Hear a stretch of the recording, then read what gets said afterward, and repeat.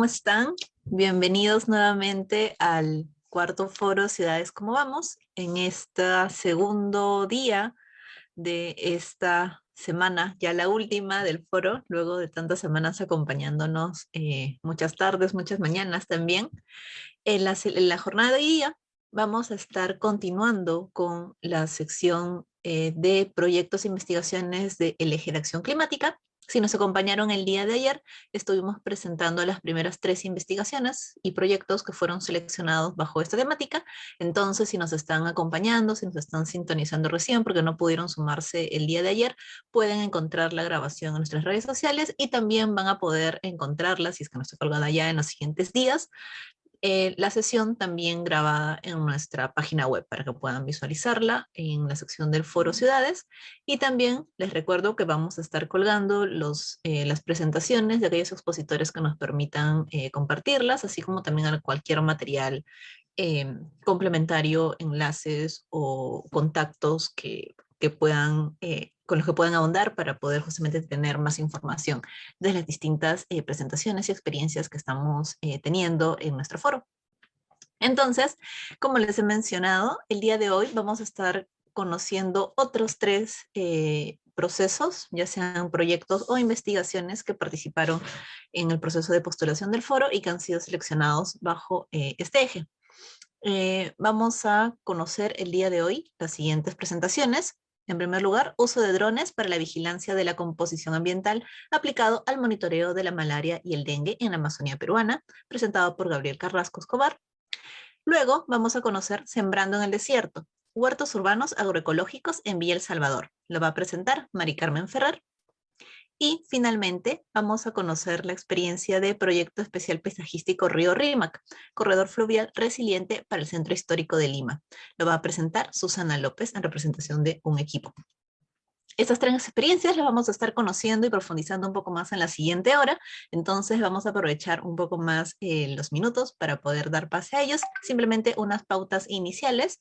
Cada una de las presentaciones va a tener 15 minutos para poder compartirnos sus hallazgos, sus descubrimientos y las problemáticas bajo las que partieron.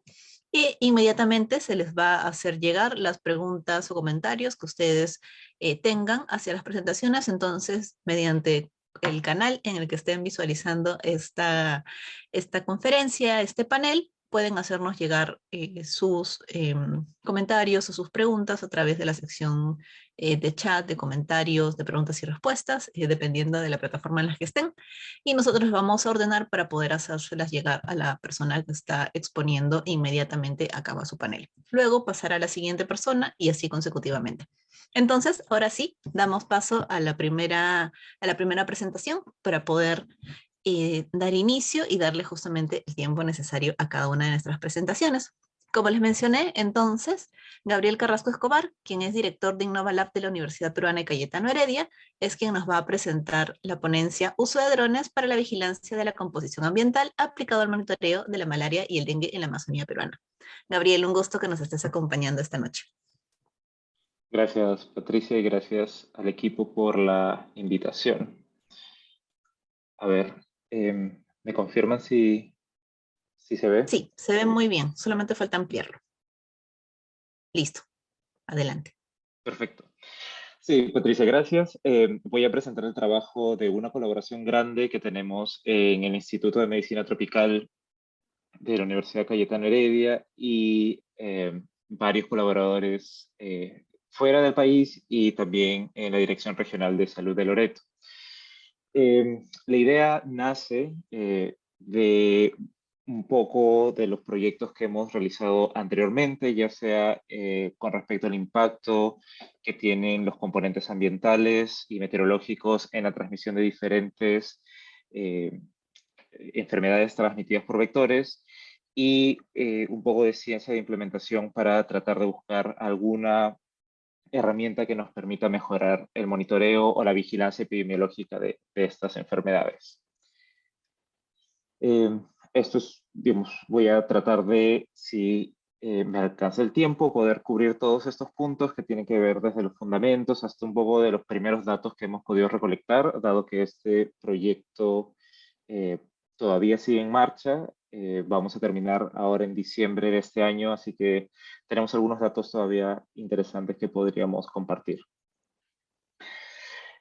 Lo primero y sobre lo cual nos basamos o cuáles, digamos, los fundamentos que utilizamos para plantear esta idea de investigación o este proyecto que podría ayudar a mejorar las estrategias de control de malaria o de dengue, es porque ambos mosquitos comparten varias etapas de vida y en estas etapas de vida tienen fuertes influencias o vínculos con componentes ambientales. La fase inicial o la fase juvenil de estos vectores de malaria o estos mosquitos que transmiten malaria o dengue generalmente se basan en un hábitat acuático. También se conoce, gracias a la literatura de varios grupos de investigación en la Amazonía, digamos, en la región amazónica de Sudamérica, que hay un fuerte vínculo entre la deforestación y estas perturbaciones de bosques eh, que terminan siendo sitios favorables para el criadero o, digamos, el refugio de estos mosquitos, sobre todo aquellos que transmiten malaria. Y finalmente tenemos un comportamiento, características biológicas de búsqueda de alimentación de estos vectores que ha ido cambiando en el tiempo. Es decir, cada vez se vuelven más dependientes o más agresivos para buscar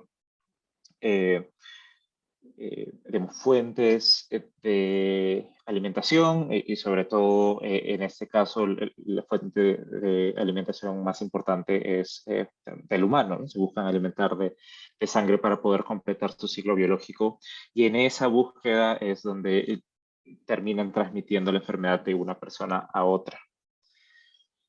En varios estudios que hemos realizado utilizando fuentes de información a gran escala, como imágenes satelitales u otros medios de recolección de información, lo que hemos observado es que existen varios patrones que se contrastan de acuerdo a zonas urbanas o zonas rurales o de acuerdo a diferentes magnitudes de parámetros ambientales y climáticos, es decir, la deforestación o la precipitación no impacta de la misma forma en diferentes contextos, urbanos, rurales o con mayor interconexión de personas o zonas que tienen alguna dedicación, por ejemplo, a pesca o, algo otro, o agricultura u otro tipo de actividad económica.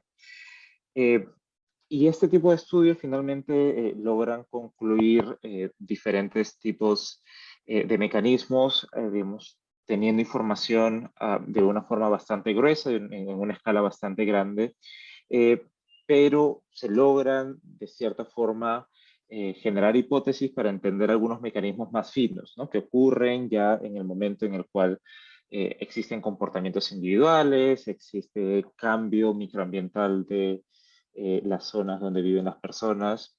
Sin embargo, no hemos todavía podido determinar cuáles son esos mecanismos más, digamos, más finos o de menor nivel de escala para poder entender y mejorar las estrategias de control que tenemos.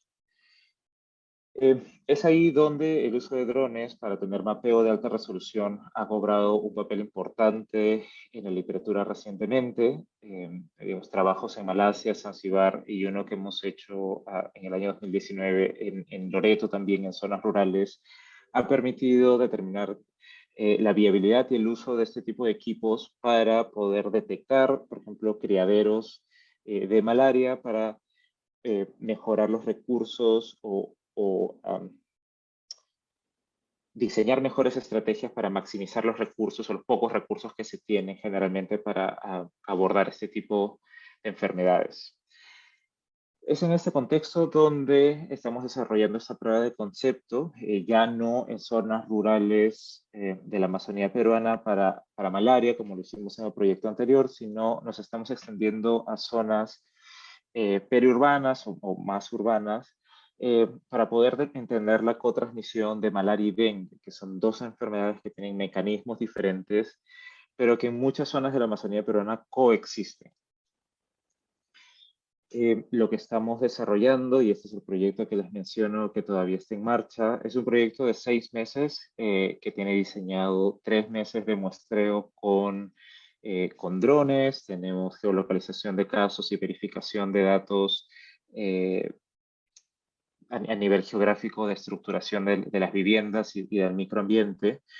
Y tenemos 3 meses adicionales de validación y de predicción de potenciales brotes o zonas que tendrían una mayor probabilidad de generar un episodio, generar casos, o que son idóneos, son zonas idóneas para algún brote de algunas de estas enfermedades. Para seleccionar las áreas de estudio donde hemos intervenido, básicamente hemos analizado la concurrencia de ambos casos, de dengue y malaria, utilizando datos del Ministerio de Salud. Nos hemos centrado en la zona de Iquitos y en la carretera Iquitos-Nauta para ver estas dinámicas urbano-rurales. Y hemos definido un buffer, es decir, un área de contención de 3 kilómetros a partir de las zonas urbanas para poder entender también otras dinámicas que existen en la zona. Básicamente en esta área que está delimitado con los círculos rojos que ven a la derecha, hemos construido una grilla, es decir, unas cuadrículas para hacer una selección de cuáles son las áreas que tienen una mayor cotransmisión. Esto es solamente datos del Ministerio de Salud que hemos podido georreferenciar y finalmente viendo la transmisión en los últimos 5 años y de ambas enfermedades, hemos definido cuáles son las zonas que tienen mayor cotransmisión histórica, tanto de dengue, que se transmite por el vector Aedes aegypti, y malaria, que se transmite por el vector tipo Anopheles, ¿no? Es así que nos hemos quedado con 7 comunidades, que son los hexágonos que ven en amarillo en esta zona. Solo para que tengan referencia, la zona metropolitana de Iquitos está en la parte superior derecha. Y tenemos un transecto de alrededor de 15 kilómetros que tiene una transición urbano-rural bastante interesante como sitio o como laboratorio natural para entender estas dinámicas. En cada una de estas zonas tiene un área aproximada de 1 kilómetro cuadrado, y ahí es donde hemos realizado la georreferenciación de casos de dengue y de malaria, donde hemos hecho el vuelo de drones y hemos hecho la inspección en campo de estructuras naturales y estructuras residenciales. Y estos son el tipo de estructuras o de características en el ambiente o del comportamiento humano que buscamos cuando nos estamos enfocando en la transmisión de algunas enfermedades. Por ejemplo, zonas o lugares que puedan ser contenedores de agua y que no sean, que no se puedan, los pobladores no se puedan percatar de forma tan sencilla, como algunos techos oxidados, algunas llantas viejas, sobre todo para la transmisión de dengue que ocurre en cuerpos de agua más cristalinos. Y para malaria hemos hecho recolección de información sobre dónde están las zonas inundables, dónde están las zonas con cuerpos de agua permanentes, cuerpos de agua transitorios, cuáles de ellos tienen vegetación, cuáles tienen algún otro tipo de característica biológica, digamos, para tener información que pueda alimentar a un modelo que nos permita predecir un posible brote en base a estos componentes microambientales.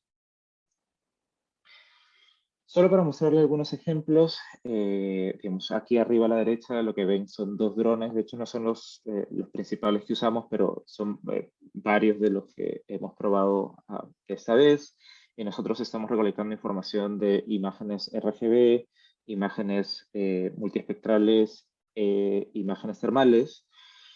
Y esto para que tengan una idea, digamos, la mayoría de imágenes libres que uno obtiene por satélite tienen una resolución de 30 metros por píxel, ¿sí? Y las que podemos obtener con drones pueden ser tan pequeños como 1 centímetro por píxel, ¿no? La cantidad de información que uno obtiene con este tipo de estrategias de mapeo de alta resolución tiene muchas órdenes de magnitud superior. Aquí algunos ejemplos del equipo que teníamos junto a la Dirección Regional de Salud de Loreto, haciendo estas actividades del vuelo de los drones y también detectando potenciales zonas de criaderos de estos mosquitos o vectores de estas enfermedades. Y aquí algunos ejemplos de la información que recolectamos, ¿no? Esto es el Centro Poblado de San José. Tenemos varios sitios potenciales de criaderos o que podrían generar un mayor riesgo potencial de transmisión, como cuerpos de agua transitorios, algunos arbustos, algún tipo de cobertura vegetal. Y lo que ven a la derecha es la imagen del dron que tenemos RGB, es decir, digamos, una marca espectral regular, y el termal que nos permite determinar cuál es la diferencial de temperatura, incluso en estos lugares bastante pequeños, ¿no? Podríamos detectar, por más que se vea visualmente que dos áreas tienen la misma cobertura de bosque, podríamos determinar cuál tiene en promedio una mayor o menor temperatura que permita generar sitios favorables para la crianza o la deposición de huevos de mosquitos que transmiten malaria y dengue. Y, digamos, cada uno, solo para mostrar que cada una de estas comunidades tiene una composición ambiental diferente, ¿no? Cada uno tiene diferentes características, y en este caso, en la sección, en el centro poblado de Quistococha, hay una mayor cantidad de potenciales atributos, digamos, estructuras humanas o estructuras ambientales que podrían favorecer la transmisión de estos mosquitos. Y lo que tenemos a la derecha es la imagen del dron de la misma comunidad, ¿no? En alta resolución, quizás no se pueda apreciar muy bien en la presentación, pero podríamos hacer el acercamiento hasta 5, tenemos información de vuelos de drones hasta de 5 centímetros por píxel. Y esto nos permitiría finalmente, con algún tipo de aproximación analítica, detectar estas áreas que pueden ser de interés. Solo para tener alguna idea, estas imágenes no se capturan todas juntas, se va capturando como en un plan de vuelo que tiene que va tomando fotos a lo largo de una parcela. Lo que aquí estamos viendo es el procesamiento de imágenes termales, pero básicamente para entender cómo podríamos determinar o detectar una signature, es una marca espectral de cómo varían, en este caso, temperatura, pero podríamos ver cómo varían la cobertura de suelo, cómo varían los componentes ambientales alrededor de las viviendas, que podrían favorecer o atenuar la abundancia de mosquitos que están rodeando a esa vivienda y que podrían generar que haya una mayor o menor transmisión de esa enfermedad para esa familia en particular. Entonces estamos desarrollando todo un marco analítico, estamos desarrollando varios programas en R, en Python, para distribuirlos de forma libre y que el Ministerio de Salud también pueda usarlos sin necesidad de entrar en todos estos detalles que pueden ser un poco engorrosos técnicamente. Eso es lo que tenemos por ahora. Creo que sí, podríamos responder algunas preguntas, pero la idea es que con toda esta información pueda alimentar algunos modelos de predicción. Estamos probando modelos, desde modelos espaciales, con características de estimación bayesiana, hasta algunos modelos de machine learning o aprendizaje autónomo, pero que se nutran de este tipo de información. Y la idea es poder generar un periodo de tiempo de al menos entre 1 a 3 meses de alerta, es decir, tener hasta 3 meses de anticipación para poder generar algún tipo de alerta y prevenir algún brote de estas enfermedades.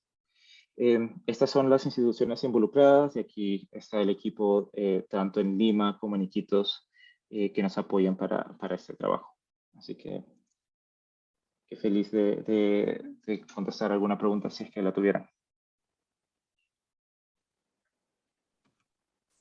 Perfecto, muchas gracias Gabriel por tu presentación, sumamente interesante, el adelanto de cómo están trabajando el proyecto. Tenemos, sí, dos preguntas. ¿En qué otras zonas del país sugiere implementar este monitoreo y qué oportunidades de trabajo articulado existen con los centros de salud? Y también, ¿a qué otros tipos de estudios relevantes para el monitoreo del impacto ambiental se puede aplicar el recojo de información con drones? Sí, gracias Patricia. Voy a responder la primera, que es la que me quedé pensando, y de ahí si puedes repetirme la segunda, pues está bien. Claro. ¿Qué otras enfermedades? Nosotros estamos empezando un proyecto en Arequipa para hacer monitoreo de rabia canina. Y esto porque hay un problema importante de perros, no sé si la palabra correcta es salvajes, pero perros que no tienen dueño y que tienen una distribución a lo largo de varios lugares dentro de la ciudad. Lo que estamos utilizando son estas cámaras termales para poder detectar cuáles son los sitios exactos donde se localizan, donde se refugian, finalmente para poder tener campañas de vacunación o campañas que puedan atender este tipo de enfermedad. Lo mismo estamos haciendo con rabia silvestre en Burkina Faso. Y esto es utilizando las cámaras termales para detectar murciélagos, que son los que transmiten ese tipo de enfermedad de forma zoonótica, ¿no? Es decir, de humanos a animales. Y si lo vemos en este contexto, digamos, cualquier tipo de enfermedad que tenga un vínculo ambiental o que tenga un hospedador intermediario que tenga un vínculo ambiental, son el tipo de escenarios ideales para tener este tipo de aproximación, ¿no?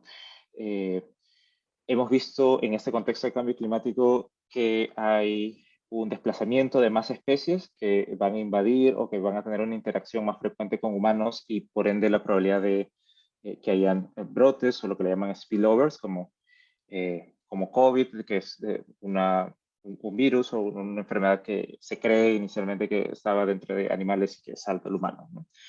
Entonces, finalmente lo que hace este tipo de estrategias es brindarnos una herramienta adicional para ver en mayor detalle cuáles son estas dinámicas, ¿no? Y cualquier dinámica que tenga alguna relación con componentes climáticos o ambientales podría ser analizada. ¿Y cuál era la segunda, perdón? De hecho, creo que le has respondido, o al menos en parte, si deseas puedes añadir algún punto más, pero me parece que terminaste también hablando de ello. ¿A qué otros tipos de estudios relevantes para el monitoreo del impacto ambiental se puede aplicar el recojo de información con drones? Sí. Digamos, el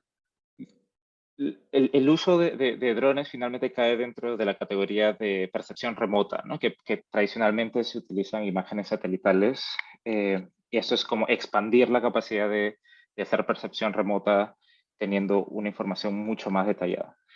Podríamos analizar contaminación ambiental, podríamos analizar deforestación, podríamos analizar minería ilegal, podríamos analizar múltiples contextos que generen una perturbación visible o que podríamos tener algún indicador o aproximarnos a algún indicador de esa perturbación, ¿no?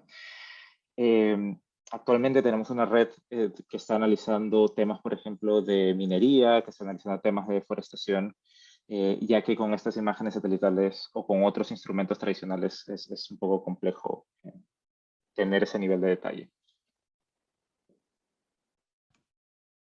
Perfecto. Muchas gracias, Gabriel, por tus respuestas. Es sumamente interesante el proceso y desde el equipo de Lima Cómo Vamos, es Cómo Vamos, nos va a encantar también saber un poco de cuáles son los avances. Ahí seguiremos en coordinación para poder eh, saber más y, bueno, siempre también identificar posibilidades de alianzas y siempre de difundir los resultados que vayan teniendo.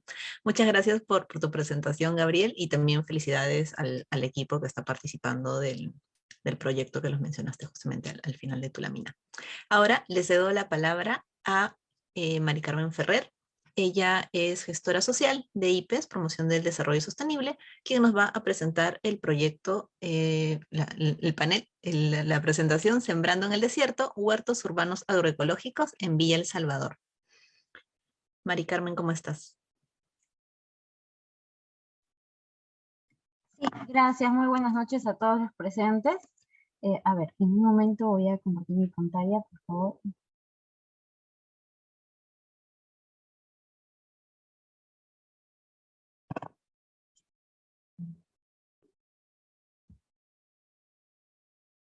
¿Me confirman? ¿Sí se ve la pantalla? Sí, se ve perfecto. Puedes Listo. empezar. Muchas gracias, muchas gracias.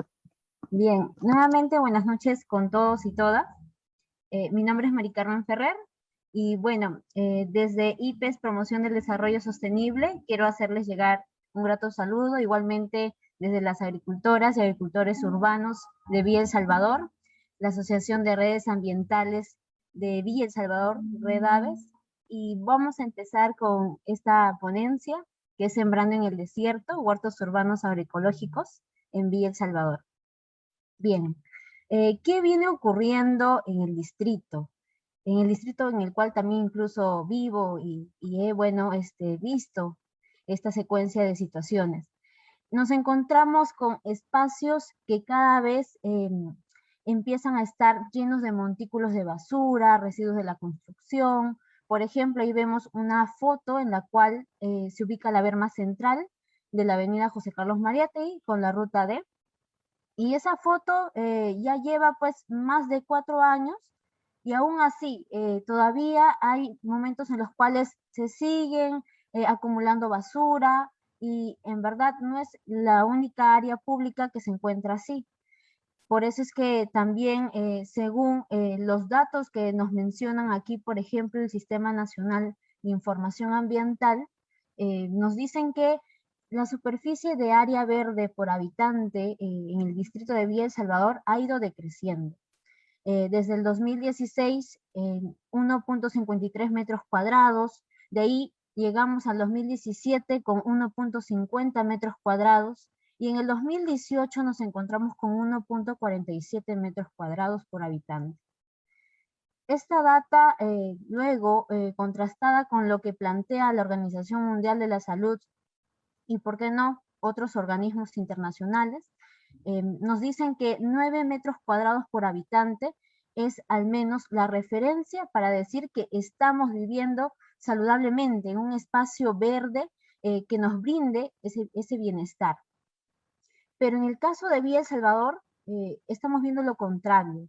No solamente en estas avenidas grandes, sino también lo que viene ocurriendo dentro de los grupos residenciales.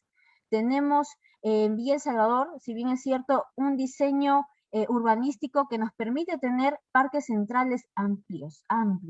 Y esos parques centrales son muy amplios y pueden permitirnos tener tal vez áreas en las cuales hay, por ejemplo, losas deportivas, puede haber un nido, puede haber una parroquia, también pueden haber áreas de juegos.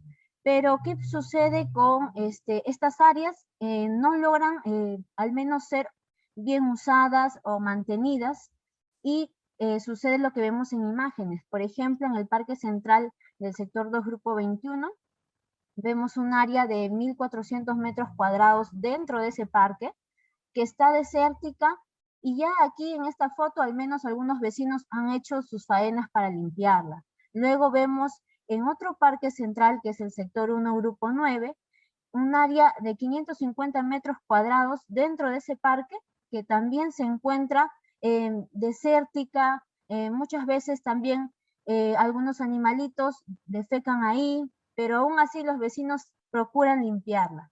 Esta situación nos acompaña desde el 2018 y en verdad nos moviliza a nosotros a poder hacer una alianza y un contacto con las compañeras y compañeros de la Asociación de Redes Ambientales de Villa El Salvador y nos permiten conocer lo que ya también ellos han venido haciendo. Por ejemplo, ellos han promovido la limpieza de playas, el reciclaje, la arborización, y han logrado, al menos en algunos grupos residenciales como los ya mencionados, que se constituyan asociaciones ambientales, con adultos mayores, con madres, amas de casa, con los niños también en sus colegios, algunos comités ambientales escolares, pero aún así necesitábamos concretizar al menos el paso a paso para realizar el proyecto que se llama Sembrando en el Desierto para una Ciudad sin Hambre. Entonces, desde el 2018, este proyecto lo que busca es hacer un trabajo de metodología participativa. Ellos no son los beneficiarios, ellos son los protagonistas del cambio. Entonces, con ese protagonismo de ellos y de ellas, es que se logró, por ejemplo, la implementación del huerto comunitario Ayu 21. Ellos mismos lograron poner su propio nombre, lograron también, además de ello, por ejemplo, como vemos aquí, ese paso a paso. En el diseño participativo vemos que se trabaja con las personas interesadas, porque son convocados a poder tal vez asumir este compromiso de capacitarse, de poder asumir responsabilidades dentro de un huerto. Y, por ejemplo, la pregunta de rigor es, ¿cómo queremos que sea nuestro huerto? Y es por eso que se hace un diseño en el cual tenemos un área de producción, área de almácigos, tenemos un área de compostaje, tenemos un área de capacitaciones, el cerco vivo que se va construyendo conforme van pasando los años. Y en este caso vemos luego también el acondicionamiento del huerto. Tenemos que adecuar el espacio con faenas, volver a lo que ya los vecinos y vecinas de Villa El Salvador siempre han hecho para poder construir de la nada todo lo que hoy en día es Villa El Salvador. Entonces ahí vemos en las imágenes cómo empiezan ellos a generar sus parcelas y cada una de ellas tiene 6 metros cuadrados. Ya para eso han hecho una limpieza también del terreno, luego sigue el abonamiento también en cada parcela. Y luego los cercos también, que cada parcelita tiene siempre un cerco de manera muy creativa que ellos también realizan. Otro paso también, la implementación y mantenimiento del huerto. Esto también ya se realiza con las capacitaciones, con las visitas que hace el ingeniero, la ingeniera agrónoma, la gestora social, para poder de esa manera también estar atentos tal vez a algunos procesos propios, ¿no?, de un huerto en un lugar desértico y los retos que también suponen, porque sabemos que el suelo arenoso también tiene salitre, entonces tenemos que estar siempre ahí chequeando incluso también las plagas que puedan haber o algunas enfermedades. Entonces hay detalles ahí agronómicos también que tenemos que ir viendo y también prácticas culturales de la agricultura que tenemos que reforzar, como aprender a regar bien, ¿no?, que es algo básico también. Entonces, esos detalles, ¿no? Y bueno, hay otro componente más, es la gestión del huerto. En cuanto a la gestión del huerto, aquí vamos a empezar con la organización para la gestión del huerto.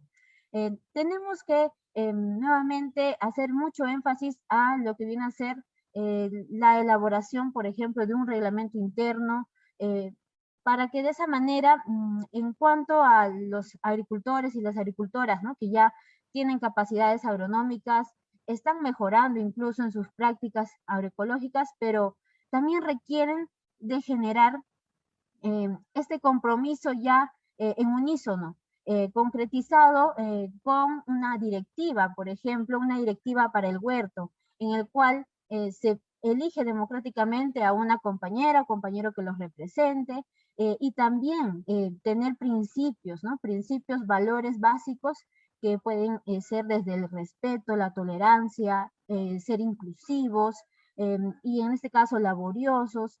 Ellos empiezan a avanzar y avanzar en este proceso organizados, teniendo objetivos en común. Luego está la parte también de la capacitación en agricultura urbana vivencial. Como en este caso el tema de la agroecología es un constante diálogo de saberes, es por eso que ellos y ellas también reciben un acompañamiento no solamente del técnico en agronomía o la persona que es gestora social, sino también ellos pueden recibir incluso capacitaciones de otros agricultores de otros distritos o hacer visitas. Esto de vivir la agricultura urbana agroecológica consiste también en un aprender haciendo. Y qué mejor de aquellos que ya han vivido esa experiencia de implementar sus huertos urbanos agroecológicos. La asistencia técnica y acompañamiento es algo que nosotros particularmente lo hacemos, incluso después de concluido el proyecto. Estamos ahí en las labores presenciales para poder aplicar todo lo que se va aprendiendo. Bien, ahora empezaré contándoles la experiencia del huerto Ayu 21. En el Ayu 21, como les comentaba al inicio, vimos una foto del antes, cómo era un espacio de 1.400 metros cuadrados, un suelo desértico, y vemos ahora cómo se empieza a enverdecer ese suelo desértico. Cuenta con 40 parcelas, cada una de ellas de 6 metros cuadrados, en las cuales 20 parcelas están siendo trabajadas, cuidadas por las compañeras, en su mayoría son mujeres, como vemos ahí las imágenes, la compañera Lolita ahí nos acompaña. Entonces, por ejemplo, estas parcelas cuentan con un sistema de riego tecnificado, porque el tema de la agricultura urbana es pues también hacer un manejo y un uso adecuado, racional del agua. A la planta se le da lo que necesita, ni más ni menos. Entonces, este tema de trabajar la agroecología también tiene una práctica del reciclaje, de reutilizar, y aquí vamos a ir viendo incluso que a pesar de haber tenido el tema de la pandemia desde el 2020, hemos podido lograr una cosecha, luego en este año también se han hecho 2 cosechas más, y ahí vemos los productos, los resultados de esta dedicación de las compañeras, que hoy en día son 14 integrantes, y entonces son compañeras que están trabajando con esa organización, con el reglamento interno que tienen, y así están logrando estos avances. Luego vemos en el caso del Huerto Ayuno 9, que se ubica en el sector 1, grupo 9 de Villa El Salvador. También vimos una foto del antes, ¿cierto? Entonces, ahora lo que estamos viendo es cómo han avanzado hasta hace poco, que fue su aniversario, su año de ellos, porque este huerto inició a mediados del 2019. Entonces, mientras se iba implementando y ellos iban adecuando el espacio, incluso empezando a sembrar, les agarró el tema de la pandemia. Y bien, a pesar de ello, miren, vemos que también el año pasado lograron su primera bioferia de su primera cosecha, que fue en agosto del 2020, y ellos cuentan pues con 25 parcelas porque son 550 metros cuadrados, cada parcela tiene 6 metros cuadrados. Aquí vemos a la compañera Dorotea, que es la presidenta del huerto, y así, cada huerto urbano agroecológico logra ese trabajo que en unión y en compromisos prácticos están haciendo la transformación de los suelos desérticos de nuestro distrito. Bien, aquí ya también quiero hacer un llamado a nombre de las compañeras, los compañeros que integran el huerto Ayu 21, el huerto Ayuno 9. Lo que buscamos en verdad es hacer esa sinergia que se requiere en todo territorio. No podemos avanzar sin las personas, sin las familias. Y no podemos también avanzar sin conocer. O sea, necesitamos conocer para transformar. Y acá estamos viendo que las experiencias nacen y parten de ellos y de ellas. En el caso de IPES, por ejemplo, no entró a descubrir la pólvora. Prácticamente, en este caso, los huertos, las acciones ambientales de civismo ecológico ya estaban ahí en la práctica de las vecinas y de los vecinos de Villa El Salvador, de la Asociación de Redes Ambientales. Entonces, aquí lo único que hicimos fue empezar, ¿no?, a organizarnos, planificarnos y encontrar objetivos en común. Estos suelos públicos ahora son espacios donde, por ejemplo, vemos en una primera imagen, se hacen pasantías. Vienen vecinas y vecinos de otros grupos residenciales, incluso de otros distritos como San Juan de Miraflores, que ya ahora están por inaugurar incluso sus huertos urbanos agroecológicos en la zona de Pampas de San Juan, en Nueva Rinconada, y vemos de que este trabajo es posible porque hay un convencimiento de que no podemos hacer las labores tal vez comunitarias sin un conocimiento también previo. Por ejemplo, las compañeras también se han capacitado mucho en cuanto a fortalecer sus capacidades de liderazgo, habilidades blandas. Entonces, ellas hablan con esa autoridad, ¿no? Y siempre están en distintos espacios para poder hacer este fomento y esta promoción de la agricultura urbana con no solamente el enfoque agroecológico, sino también suman el enfoque de la equidad de género, el enfoque también intergeneracional, intercultural, y de esa manera lo que nosotros queremos también es, por ejemplo, forjar en la comunidad que es posible recuperar nuestros espacios públicos para hacer un buen uso.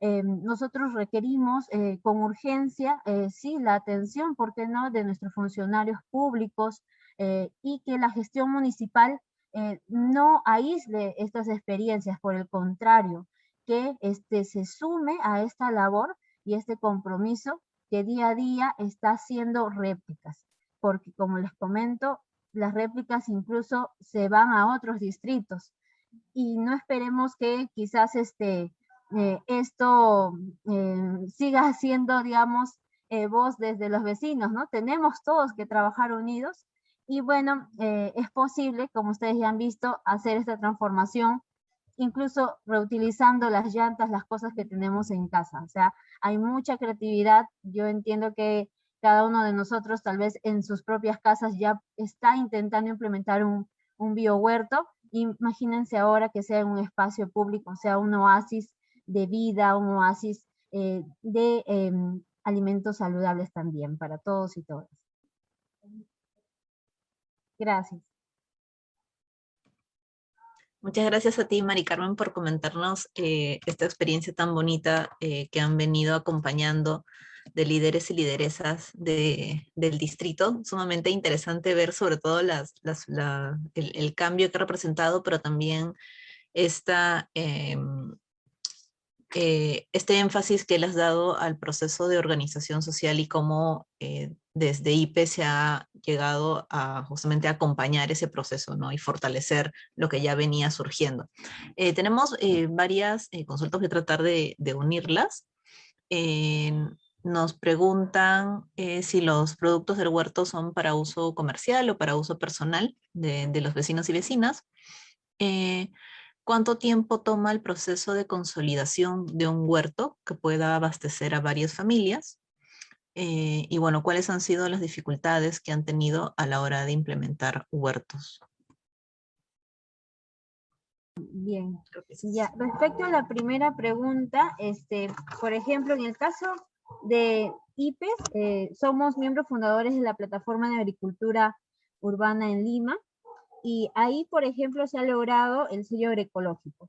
Y el sello agroecológico, que también es una de las acciones en el marco de la ordenanza que hay para la promoción de la agricultura urbana desde Lima Metropolitana. Entonces, nosotros hemos podido facilitar que las compañeras lleven esta serie de módulos, son como 4 módulos, en los cuales, por ejemplo, ¿no?, la Plataforma de Agricultura Urbana en Lima realiza las evaluaciones debidas, pero con capacitaciones, para que las agricultoras, los agricultores urbanos puedan lograr tener este sello agroecológico que les permite a ellos hacer también sus ventas, en este caso en ferias agroecológicas, que algunas de ellas también se han realizado en Villa María del Triunfo antes de la pandemia, por ejemplo. Y las compañeras, aparte de ello, también están realizando las ventas a sus vecinos, ¿no? O sea, hay una venta local, ¿no?, inmediata, siempre y cuando haya un excedente. En el caso del Huerto Ayu 21, sí tienen esa bendición de poder tener, por ejemplo, excedentes y bueno, ellos realizan las propias ferias. En el caso del 1.9 también, por ejemplo, ellos también han realizado, como ven en la imagen, una primera bioferia, y ahí también, ¿no?, se invitaron al menos a los vecinos, a las vecinas del grupo residencial y algunos invitados, ¿no?, en lo posible, de otros distritos. Entonces, sí hay una venta con el excedente. Lo bueno de tener el sello agroecológico es pues que hay una garantía que estos productos son elaborados, cuidados, en este caso, de manera orgánica, porque todo lo que son hortalizas siempre son regadas con aguas aptas para el consumo humano, y la manera de cuidar las plantas es siempre con biopreparados, ¿no? Acá no se utiliza, se evita completamente lo que son los agrotóxicos y cualquier otro tipo de abono sintético o semillas, ¿no?, que pueden ser quizás transgénicas, eso, no, totalmente evitamos esas cosas. Ahora, siguiendo con la otra pregunta, me decías, ¿en cuánto tiempo al menos nos toma poder implementar un huerto? En el caso del año 21, por ejemplo, el huerto empezó en junio y ya para noviembre ya estaban con su primera cosecha. Entonces, ahí nada más, por ejemplo, ya tenemos como unos 6 meses aproximadamente, entre 5 a 6 meses. Hay otros casos que se logran en 4 meses, también depende del área, ¿no? Porque aquí, como ven, en el año 21 es 1.400 metros cuadrados, otros que son de 500 metros cuadrados o 400, pueden ser en 4 meses. Pero claro que son datos referenciales, ¿no? Porque también luego había la tercera pregunta, ¿qué tal vez inconvenientes pueden surgir en el camino? Sobre todo, más que el tema de los recursos, digamos, naturales, son más que nada los recursos humanos. Las personas, nosotros, tenemos, pues, ¿no? Siempre un carácter, una manera de liderar. Y si, por ejemplo, hay liderazgos que son más dictatoriales, otros liderazgos que sí permiten y posibilitan quizás la transformación, el empoderamiento de los demás, entonces ahí ya hay una gran diferencia. Pero siempre procuramos hacer, por eso, un mapeo de actores, actores locales del territorio, donde se va a intervenir y transformar. En este caso, hemos podido coincidir con la Asociación de Redes Ambientales de Villa El Salvador, y ya ellos venían trabajando muy bien este tema del tema ambiental, ¿no? Ahora, la agricultura urbana, ellos lo han incorporado como uno de sus ejes de acción. ¿Y qué sucede? Bueno, también lo que puede pasar es que en paralelo, como se construye organización en el huerto, pero previamente ya en la comunidad en general, en este caso el grupo residencial, hay también una organización que es la junta directiva de los vecinos del grupo residencial.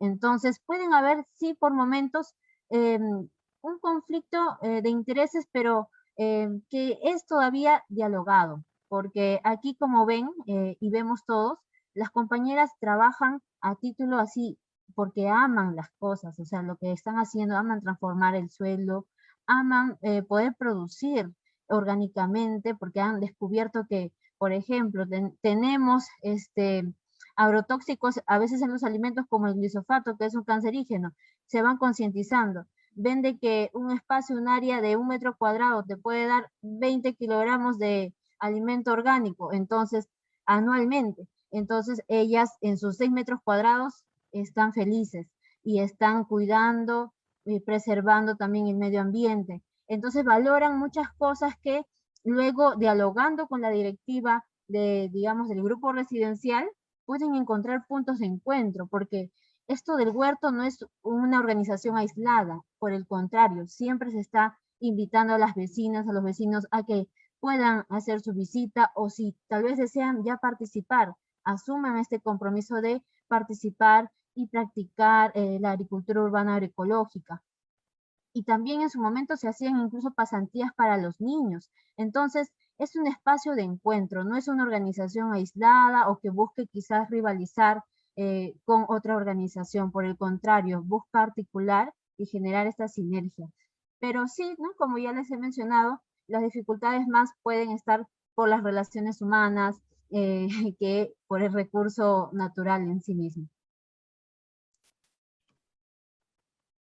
Muchas gracias, Mari Carmen, por tus respuestas y por explayarte justamente en estos temas tan interesantes. Tenemos algunas preguntas más, de hecho, pero tenemos que poder darle tiempo a la siguiente presentación, pero sumamente interesante, y ahí estaremos justamente colocando también tus enlaces de contacto y del proyecto para que las personas puedan estar también enteradas de cómo continúan los avances en la implementación de los mismos, y también de los procesos de réplica y de capacitación, etcétera.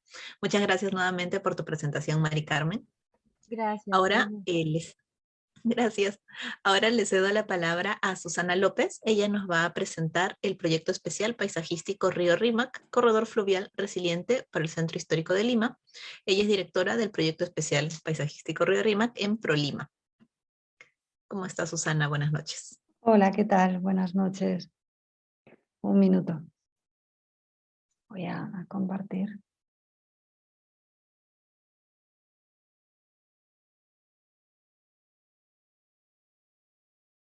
¿Me indican, por favor, si se puede ver? Listo. Perfecto. Sí, se ve perfecto. Puedes Perfecto, empezar. buenísimo. Bueno, antes de comenzar, querría iniciar, ¿no? Agradeciendo a Lima Cómo Vamos la oportunidad de poder participar en este cuarto Foro Ciudades. Y asimismo también felicitar a la organización por esta enorme labor de divulgación de todo tipo de temas vinculados a la mejora de la calidad de vida de las ciudades peruanas.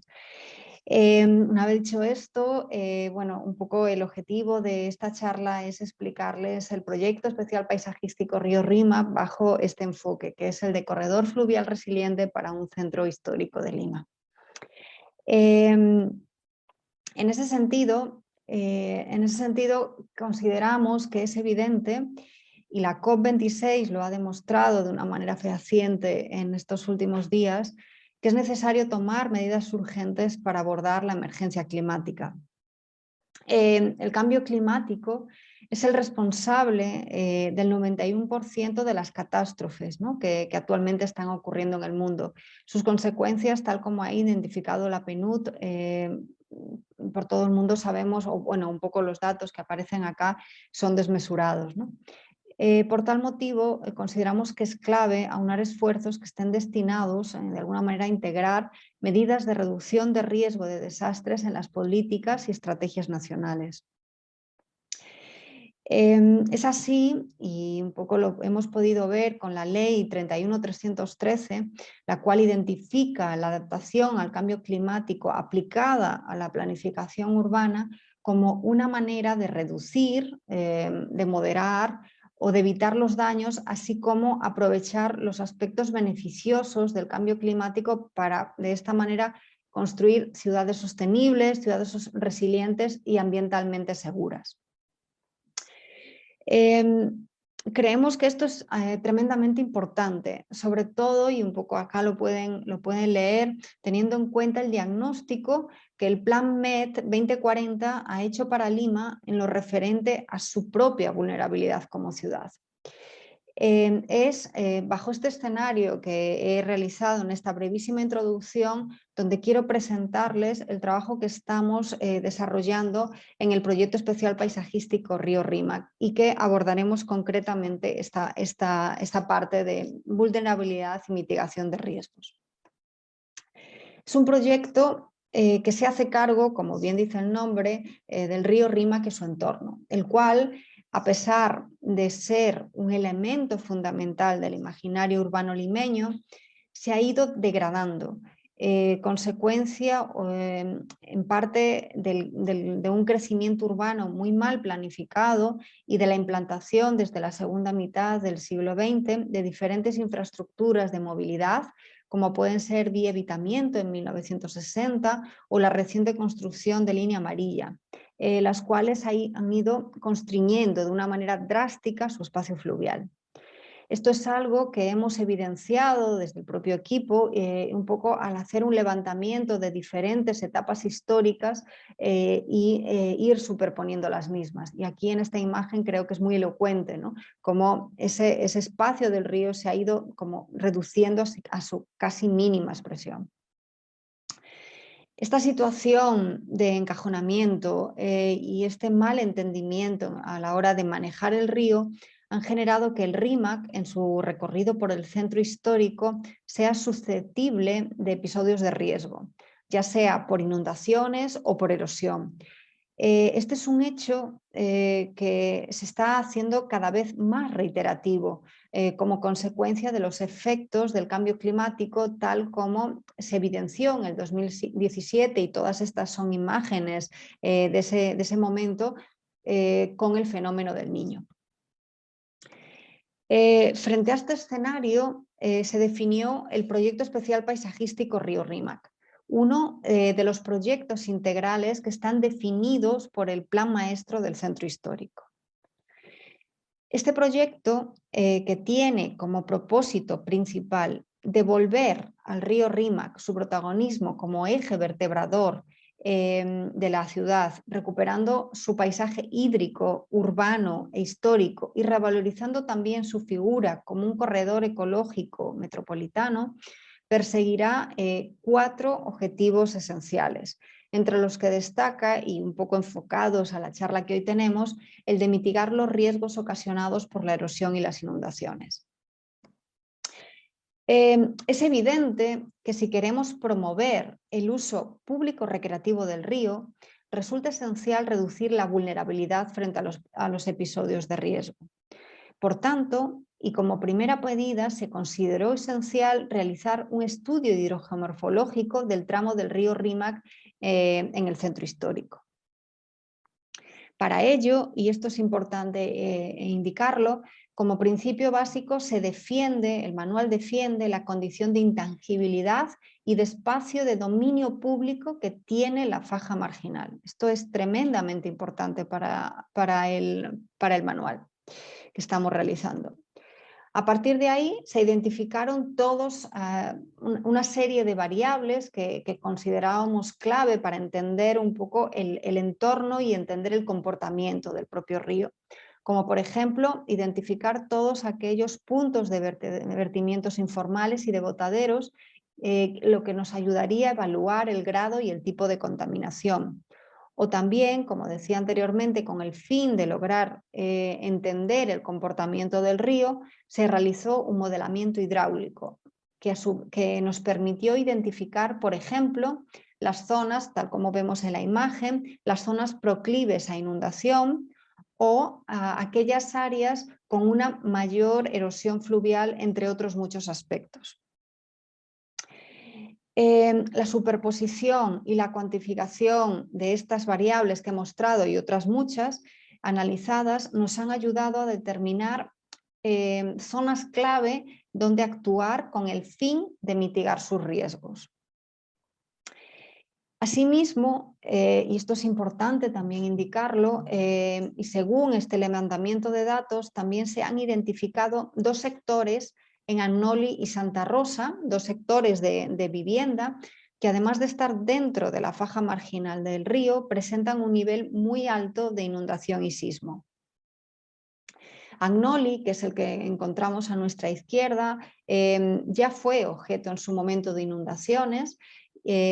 Además, a ambos se les suma que las viviendas ubicadas acá no cuentan con título de propiedad, por ejemplo, están construidas con materiales muy precarios, y en el caso de las viviendas ubicadas en Santa Rosa, que vemos a nuestra derecha, las viviendas están asentadas sobre material de relleno. Entonces, bajo este objetivo, perdón, bajo esta mirada y este diagnóstico que hemos realizado, cuáles están siendo o cómo estamos enfocando las medidas para la reducción de riesgos, desastres y, por lo tanto, aumento de la resiliencia urbana en el entorno del río Rímac. En lo referente a cuáles serán las acciones a tomar en el cauce y en las riberas para mitigar los riesgos, y en contraposición, y ahí creo que es importante decirlo, en contraposición a las soluciones puramente ingenieriles que habitualmente se utilizan en los cauces fluviales, se ha adoptado como premisa el utilizar lineamientos de bioingeniería, o como se denomina actualmente, soluciones basadas en la naturaleza. Asimismo, y en paralelo, también se ha generado un catálogo vegetal como herramienta vinculante a estas soluciones de bioingeniería. Este catálogo, desarrollado gracias a la colaboración de paisajistas, ingenieros forestales, ingenieros ambientales, agrónomos y biólogos, nos permitirá elegir aquellas especies que son más adecuadas en los diferentes terrazas o estratos en el entorno del río, las cuales no estarán definidas únicamente en función, por ejemplo, de su requerimiento hídrico o su nivel invasivo, ¿no? Que son 2 como variables bastante habituales, sino también, y ahí es donde entra cómo hacer participar, ¿no?, a la naturaleza del proceso de mitigación, serán elegidas, por ejemplo, en función de su capacidad para estabilizar y renaturalizar las riberas. Teniendo en cuenta todo lo indicado, hemos generado un inventario de estrategias de renaturalización y recuperación de cauce y riberas, ajustándonos a diferentes episodios. Por ejemplo, episodios de control de inundaciones o de estabilización de taludes, para poder así manejar de una manera mucho más eficiente el caudal y su cauce.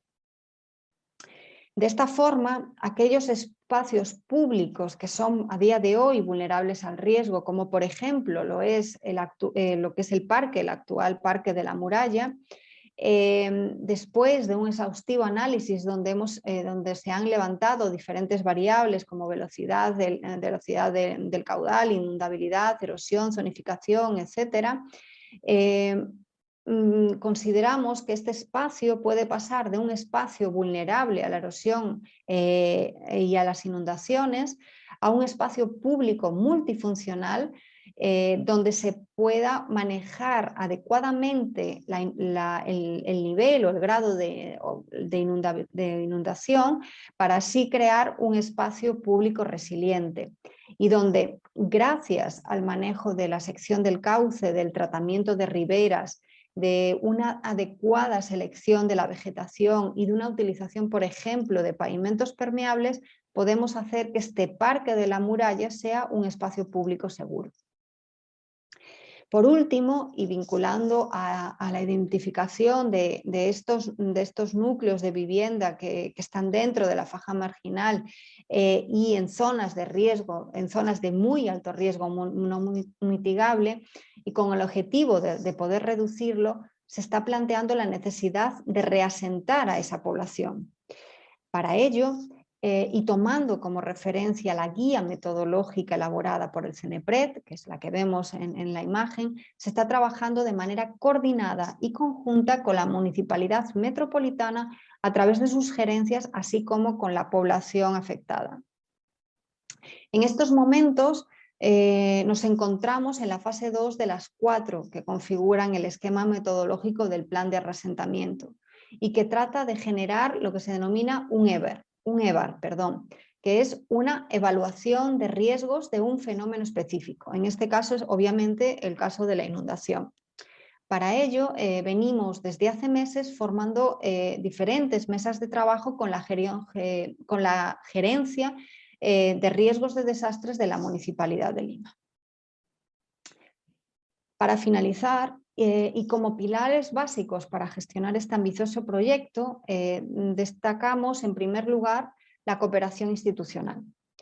Esta cooperación está abordada ya sea con actores públicos como puede ser el ANA, el INDECI o el CENEPRED, con actores privados como puede ser SEDAPAL y con la propia sociedad civil. Esto es tremendamente importante. Otro eje importante es el trabajo que estamos realizando con el Instituto Metropolitano de Planificación para alinear estrategias entre lo propuesto por el Plan MET 2040 y el Proyecto Especial Paisajístico Río Rímac. Es esencial que, independientemente que son dos instrumentos diferentes y a muy diferente escala de actuación, consideramos que deben seguir una misma línea de actuación frente a un tema tan importante como la mitigación de riesgos. En tercer lugar, es un trabajo constante de socialización en donde de una manera sencilla y didáctica estamos explicando a la población diferentes temas vinculados al proyecto. Un poco lo he recuadrado, entre ellos el tema de mitigación de riesgos. ¿Por qué es importante este tema? Porque si la ciudadanía comienza a conocer el proyecto, comenzará, por tanto, a valorarlo y, por tanto, comenzará a defenderlo. Esto creo que es un punto básico. Y por último, y no menos importante, es la configuración del propio equipo. El equipo a día de hoy está configurado por un conjunto de profesionales multidisciplinar. Un conjunto de profesionales como son urbanistas, como son arquitectos, ingenieros especialistas en recursos hídricos, paisajistas, geógrafos, ingenieros civiles, arqueólogos, historiadores, entre otros muchos. El objetivo es, por tanto, hacer posible, o mejor dicho, abordar de una manera integral este proyecto especial paisajístico Río Rímac para de esta manera tratar de hacer que el río Rímac, nuestro río Rímac, sea un corredor verde resiliente para el centro histórico. Muchas gracias. Muchas gracias a ti, Susana, por presentarnos este proyecto tan importante para la ciudad y por el potencial que tiene y también por la relevancia en cuanto a la mitigación de riesgos que implica para las personas que viven justamente en estas zonas vulnerables. Tenemos 1, 2, 3 consultas. Voy a tratar de condensarlos un poco. Primero, ¿cuáles son las principales sugerencias para la implementación de soluciones basadas en la naturaleza en el RIMAC y cómo vincularlas con un proceso de participación ciudadana? Esto nos lo comentaste un poquito al final, quizás puedes ahondar un poco más en ello. ¿Cómo funciona la coordinación del Centro Histórico de Lima con el distrito de RIMAC para la toma de decisiones? ¿Qué consideraciones hay con la extensión del río que está fuera de los límites del centro histórico? Y si este proyecto se va a articular con el proyecto Río Verde.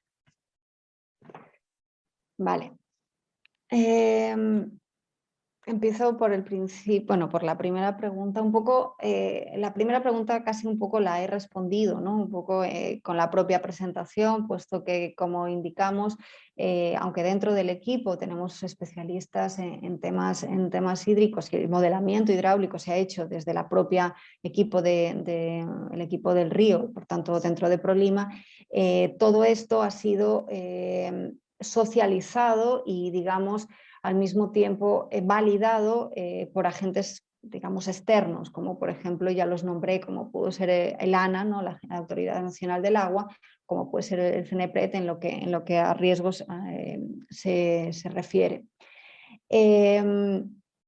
Lo que son, como digo, son todos ellos, estamos de una manera bastante periódica realizando mesas de trabajo para que todo esto esté adecuadamente gestionado o por lo menos se entienda desde un punto de vista transversal.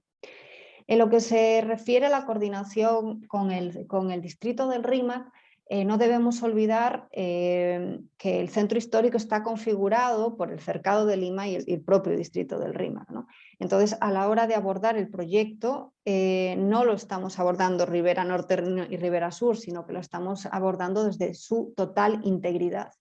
Es más, el proyecto, y aunque aquí me he focalizado en aquellas, desde el punto de vista de la mitigación de riesgos, el proyecto aborda casi 50 intervenciones y que casi de una manera equiparable se reparten en ambos márgenes, ¿no? Porque lo que busca de alguna manera es el equilibrio y sobre todo cubrir las necesidades, que ahí sí que es cierto que hay un gran desequilibrio del RIMAC frente a lo que es el cercado. Entonces ahí estamos buscando también el equilibrio entre ambos y entender que el centro histórico no es la Ribera Sur, sino lo es todo su conjunto.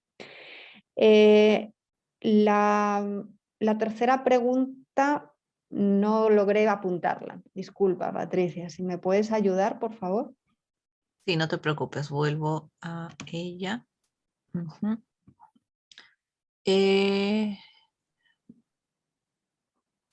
Si este proyecto se va a articular con el proyecto Río Verde. Vale, este proyecto, el proyecto Río Verde fue un proyecto en su momento que también quiso poner en valor el río. Es un proyecto que sí que es cierto que se enfocó de una manera mucho más puntual en aspectos ambientales y mejora de riberas, y queremos ahí un poco separarnos del proyecto Río Verde en primer lugar porque entendemos que el Río Verde para nosotros ha sido un arranque para seguir implementando y mejorando aquellos vacíos que observábamos que el Río Verde tenía, ¿no?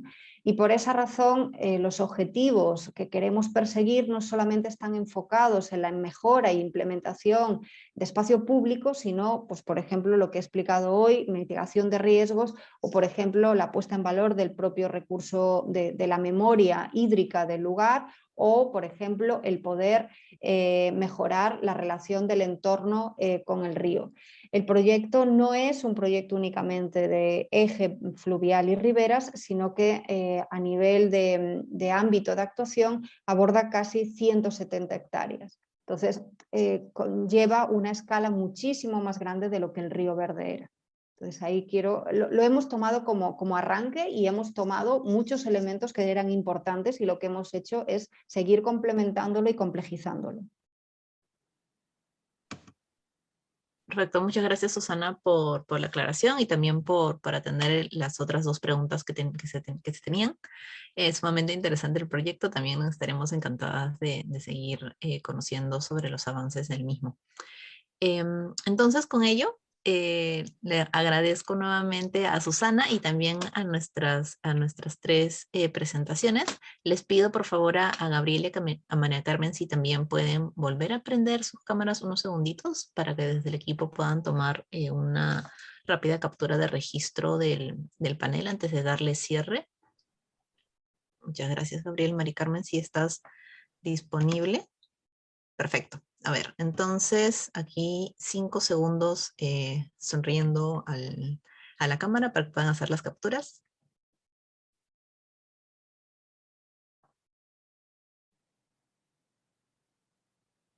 Perfecto. Ahí se han asegurado en el equipo de tomarlo.